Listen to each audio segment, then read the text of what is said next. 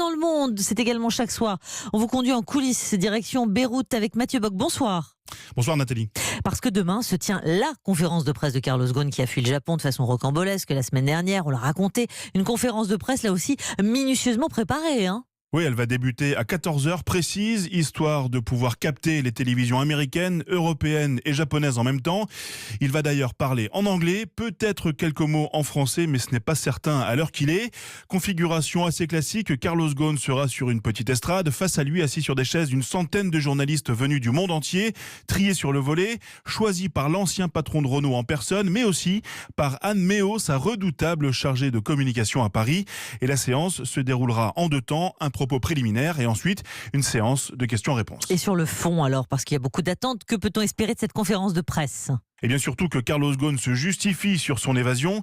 Évidemment, les questions vont fuser sur ces conditions de fuite rocambolesque du Japon, mais il est peu probable que l'ancien patron de Renault s'éternise sur cet aspect-là des choses.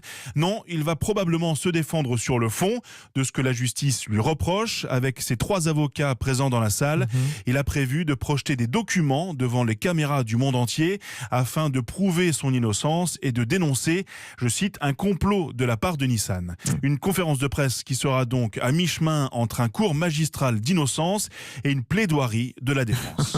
Merci beaucoup Mathieu Bock pour Europe 1 et pour être complet sur ce sujet. Un mandat d'arrêt a été lancé contre Carole Ghosn par le parquet de Tokyo aujourd'hui, soupçonné d'avoir aidé son mari dans sa fuite vers le Liban.